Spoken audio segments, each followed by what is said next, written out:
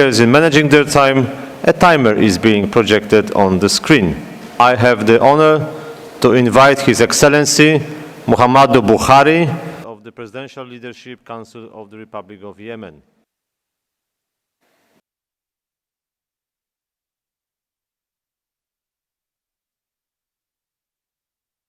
Success in achieving the goals of this conference. Companies and civil society to move from work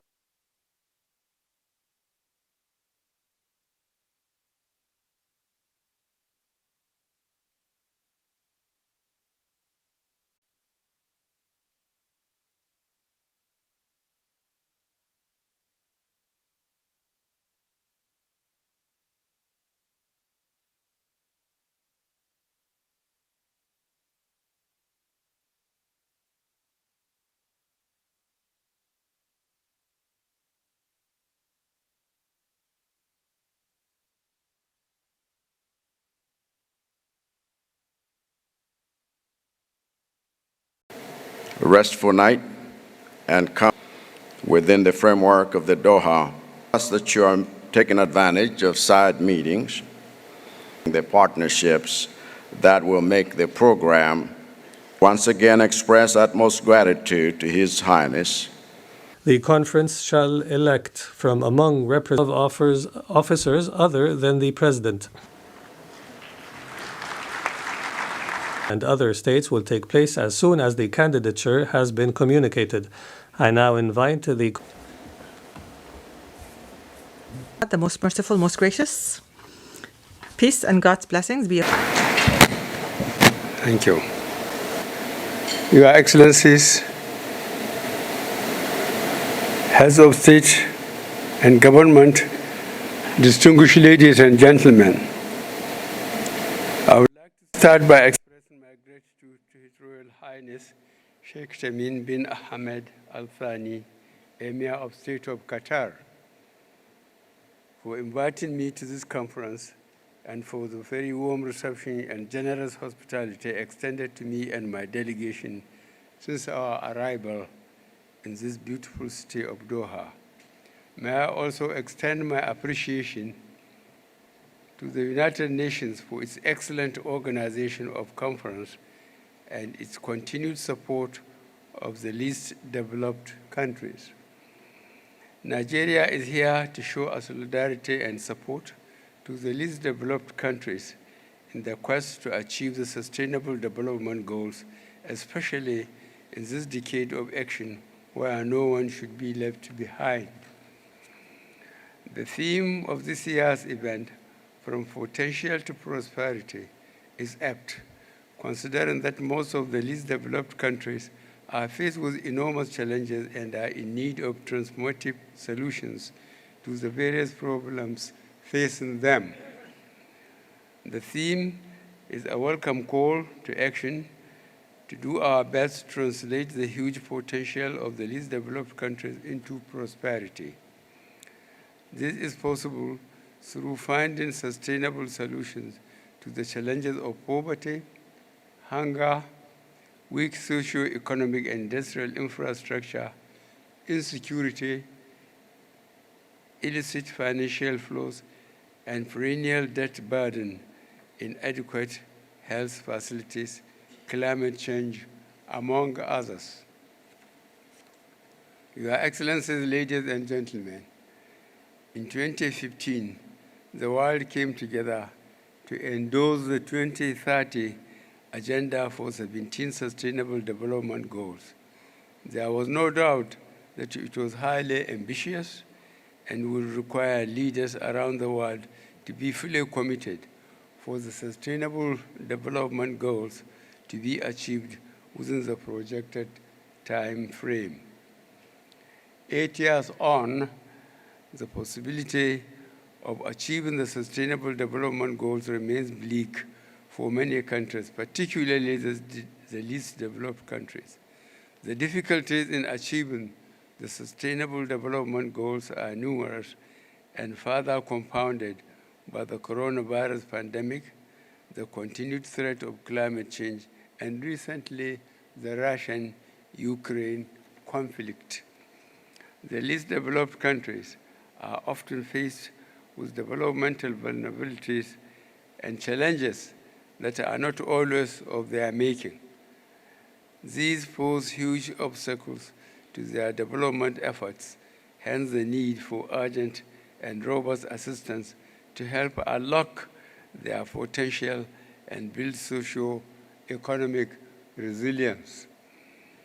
This assistance can be provided within the framework of the Doha Program of Action, which is designed to help least developed countries exit their current classification.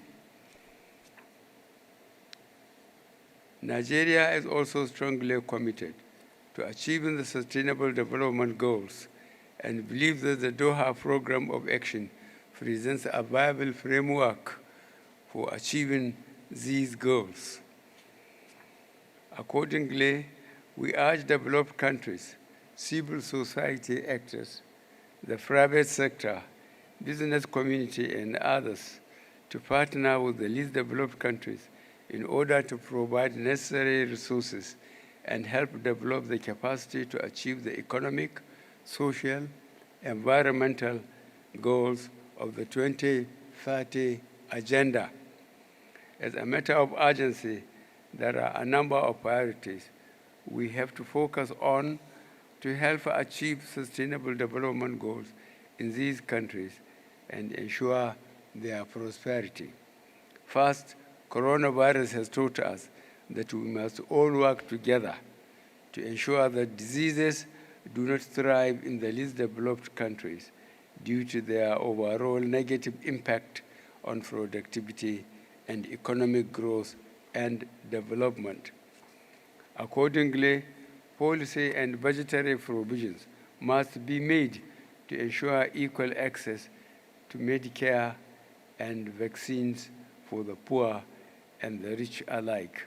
We must also work with manufacturers of medical equipment and pharmaceutical companies to provide adequate equipment, test kits, vaccines, and treatment for diseases.